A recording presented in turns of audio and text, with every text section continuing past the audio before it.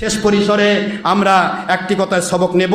হুজুর সাল্লাল্লাহু আলাইহি ওয়াসাল্লামের আরেকটি সহিহ হাদিস দিয়ে শেষ করি, দাঁড়ায় যাবেন না, ভয় নাই।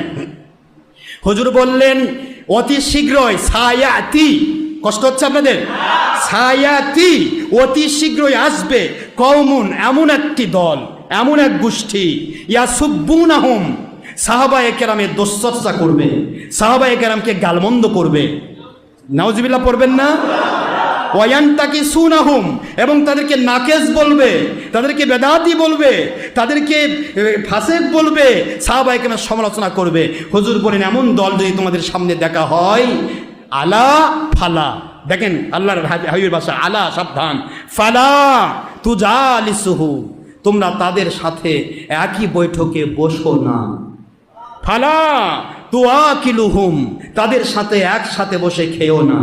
ফালা তুশারিবুহুম, তাদের সাথে একসাথে হয়ে পানাহার পান করো না। ফালা তুনাকিহুহুম, তাদের সাথে বিয়ে করো না। ফালা তুনাকিহু ইলাইহিম, তোমাদের মেয়েকে তাদের সাথে বিয়ে দিও না, তোমরা তাদের কাছে বিয়ে হইও না। কথা কি বুঝতে পারতেছেন আব্বা? ফালা তুআকিলুহুম, ওদের সাথে একত্রিত হও না। ফালা তুজালিসুহুম, ফালা তুনাকিহুহুম, ফালা তুসাল্লি আলাইহিম, তাদের জানাজায় শরীক হও না।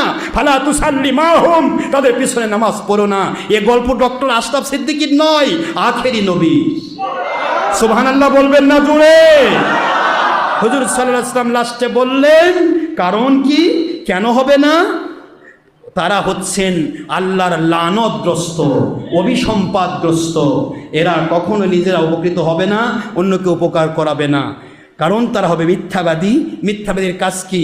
লানাতাল্লাহি আলাল কাযিবিন, মিথ্যাবাদীর উপর আল্লাহর লানত হয়। এই লানতপূর্ণ মানুষগুলি নিজেরা লানতে পড়বে, তাদেরকে, যারা তাদের সাথে ঘুরবে তাদেরকে লানতের মধ্যে ফেলাবে, এবং তাদেরকে নিয়ে তারা জাহান্নামে যাবে। যেরকম নাউযুবিল্লাহ।